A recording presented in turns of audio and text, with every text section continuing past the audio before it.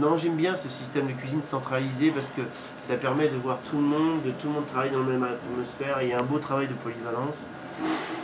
Et j'apprends aux cuisiniers à travailler et être fiers de leur travail. C'est-à-dire que l'apprenti, on commence du bas de l'échelle, doit savoir, il travaille, il fait voir son travail, il admet l'erreur, il admet qu'on lui explique les choses et comme ça il pourra grandir. Et toute la chaîne, elle est comme ça jusqu'à moi. Quand ils font quelque chose, mes adjoints, ils viennent me voir, qu'est-ce que vous en pensez, voilà. Et il n'y a pas, il n'y a pas de malaise à dire voilà, est-ce que c'est bon, est-ce que c'est pas bon, et au contraire c'est comme ça qu'on progresse, et c'est mieux que de mettre un gendarme derrière chacun, et c'est pas une bonne résolution, on n'a pas d'épanouissement des personnes, et là on l'a au contraire.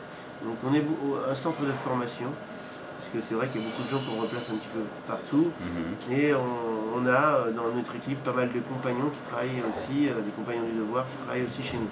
Donc c'est vraiment quelque chose qui est assez passionnant de transmettre et de partager notre connaissance. Et ça me fait plaisir quand je sais qu'il y a des gens qui s'installent dans un coin perdu de la France. Je sais que ça sera bien et qu'on aura de beaux résultats. Et comme je gère l'ensemble de la restauration, même donc en cuisine on va de 45 à 50 personnes. Sur la plonge il y a 20 personnes qui nettoient du -2 au 0. Sur le Paris, j'ai 7 personnes sur le restaurant gastronomique. Sur la brasserie, il y en a 34 personnes. Au bar, ils sont 10. Donc au total, avec les banquets et le room service, ça me fait 150 personnes. Donc à gérer, qui sont des gens qu'il faut faire évoluer. Alors comment aujourd'hui, je vais peut-être me focaliser sur la brasserie, puis je vais dire voilà, ça y est, je suis tranquille, tout est mis en place. Ça va durer 3 mois, il va falloir revenir autrement.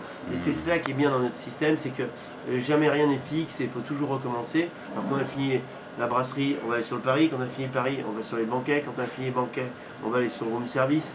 Donc vous voyez, on tourne tous ces systèmes-là. Donc c'est une dynamisante, c'est dynamique, ça donne envie d'avancer. Et après, il y a tout... qu'est-ce qui fait qui change. Mes cartes changent tous les mois. À peu près 50% de ma carte change tous les mois parce que c'est en fonction des produits qui arrivent du mois. C'est ce que j'apprenais l'autre jour aux enfants, quand j'ai fait mes cours sur le goût pour les enfants. Je fais des cours sur le goût pour les enfants, donc ils viennent, ils sont 100 enfants du 6e arrondissement, que M. Jean-Pierre Lecoq me fait la gentillesse de voir avec ses directrices d'école pour les amener. Jean-Pierre Lecoq est le maire du 6e arrondissement. Et après, cette année, j'ai fait ça aussi avec, donc ça fait 3 ans que je fais ça avec Jean-Pierre Lecoq. Cette année, j'ai fait ça avec le 7e arrondissement, avec Rachida Dati, où elle est venue, pareil, avec tout son staff. Et il y avait, pareil, 100 enfants qui sont venus déjeuner. Et pendant 1h30, 2 heures, je fais un one-man show. Alors parlant complètement de nourriture, qu'est-ce que c'est que la géographie appliquée, les plats mythiques, savoir s'ils les connaissent. Et il y a un engouement des enfants qui est merveilleux. Quand vous demandez d'où vient la choucroute et qu'il y a 10 enfants qui lèvent le bras en disant d'Alsace, vous dites ouais c'est bon. Les valeurs françaises sont encore là. Vous demandez la bouillabaisse, ils sont debout sur la chaise en train de dire Marseille, Marseille. Je dis ouais, on n'est pas un match de football mais on va y être. Et il y a des questions qui sont quand même dures. J'aurais fait Queen Amman, Bretagne, ils sont partis là-dessus. La potée auvergnate, on était dedans. Et on s'aperçoit qu'il y a des plats qui sont... Alors vous dites par contre Saint-Honoré, le gâteau de Saint-Honoré, ils vous regardent un peu plus, ils savent pas, ils hésitent et tout. Je dis Saint-Honoré, c'est comme la rue Saint-Honoré, ça vient de Paris. Alors là c'est un peu... et c'est bien de jouer de ça parce que c'est amusant, et les profs qui sont là, et j'ai 25 couverts en plus, où il y a les profs et des parents qui assistent et qui amènent les enfants. Et c'est vraiment amusant de les voir réagir. Et quand vous parlez, par exemple, vous allez leur dire, les figues, est-ce qu'ils viennent du nord ou du sud? Pof, il y en a plein qui lèvent la main et qui disent tous qu'ils ça vient du sud.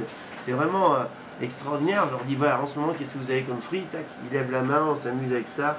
Ils savent que dans les légumes, il y a des champignons en ce moment. Il y en a même qui racontent tous les champignons qu'ils vont ramasser avec leurs parents dans la forêt de Fontainebleau. Donc, c'est amusant, c'est dynamique, ça permet de... Et puis, je leur offre un petit cadeau à la fin. Ils ont le droit de revenir, ils ont un repas de faire à la brasserie. En échange, on demande simplement une chose au maire, c'est que ce soit dans la gazette de l'arrondissement pour dire que voilà, ça s'est passé au Lutetia, c'est tout ce qu'on leur demande en échange.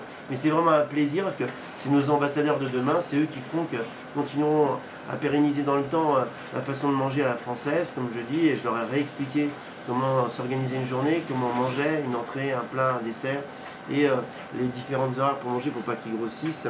Voilà, j'en aurais une, voilà, la gazette. c'est amusant de partager ça avec eux. Je fais aussi des cours pour les professeurs avec l'académie de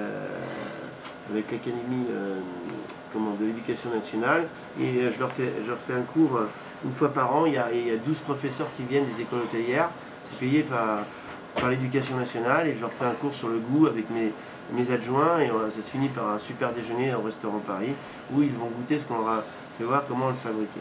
Donc ça, c'est une autre facette de ce que je fais en dehors du LUTESIA. En plus, je suis vice-président des cuisiniers de France, donc c'est quelque chose qui me permet d'aider les jeunes à arriver à Paris. On a un foyer de 52 chambres, ça permet de les loger et de leur trouver du travail. Il y a un organisme de placement aux cuisiniers de France. Il y a une revue culinaire qui sort, qui est un bimestriel, où ça nous permet de communiquer sur tous ces jeunes qui s'installent, sur les cuisiniers qui sont dans le vent en ce moment, et puis de tout ce qu'on fait d'autre. Il y a aussi dans cette association, donc les cuisiniers de France, il y a un foyer pour les vieux. On a 5 foyers pour s'occuper des vieux, puisque à la base c'est une société à but non lucratif, donc on est là pour réinvestir tout l'argent que l'on gagne. C'est aussi une société où on fédère les autres derrière, toutes les autres associations, puisqu'on est la plus grosse association de cuisiniers. Et puis voilà, on a aussi plein d'immeubles dans Paris qui nous permettent de vivre confortablement et de pouvoir aller jusqu'au bout de ce qu'on a envie d'offrir. Ils me sponsorisent dans mon prix littéraire de la gastronomie Antonin Carême, qui est un prix donc, qui a été il y a 11 ans initié avec Pierre-Christian Tétinger, décédé à ce jour, mais qui était le maire et le vice-président de l'Assemblée nationale, et ministre aussi il a été, et qui m'a beaucoup aidé dans la réalisation de ce prix littéraire de la gastronomie Antonin Carême. Ça c'est une fois par an. Il y a aussi une autre chose aussi qui me tient à cœur et que je me suis mis parce que j'avais un de mes employés qui était atteint de ça, de mucoviscidose. Donc on a décidé ça il y a 3 ans en arrière de réaliser un buffet pour tous les gens qui étaient là, les 300 bénévoles, pour éviter qu'ils le payent. Donc c'était 15 € d'économiser, qu'on ne prenait pas sur le budget de la mucoviscidose. Et puis de ça, on a fait un restaurant, j'ai créé le restaurant de l'espoir. Donc le restaurant de l'espoir, j'ai fait ça il y a 3 ans en arrière, où on a fait, cette année j'ai atteint mon objectif, 1200 couverts. Donc je vends ça à 20 € pour les grandes personnes, 10 € pour les enfants. Et cette année j'ai fait 1200 couverts. Donc je suis content, c'était l'objectif qu'on s'était fixé dans le jardin d'acclimatation. C'est la virade de Paris, la virade de l'espoir. Il y a 500 virades en même temps, le même jour dans toute la France. C'est le 3e week-end de septembre tous les ans. Et là, nous, pour Paris, on a le jardin d'acclimatation qui nous est prêté, où il y a plein d'inondations. Ce jour-là, on a fait plus de 100 000 € de recettes pour juste la virade de Paris. Donc j'en étais très très heureux de pouvoir le faire. Donc ça, c'est une autre chose. Bon, bah, je pense que je vais re-signer, je vais continuer à le faire, parce que c'est quelque chose qui me plaît bien, de me retrouver avec des gens qui sont simples et qu'il n'y a pas de prise de tête, ils n'ont qu'une envie, c'est de faire plaisir. Et puis dans les 100 bénévoles, j'en ai quand même presque 70 qui sont atteints de mucoviscidose, donc on les voit, ils sont dynamiques, ils ont envie d'aider, alors que bon, ils savent très bien que ils en ont plus pour longtemps. Et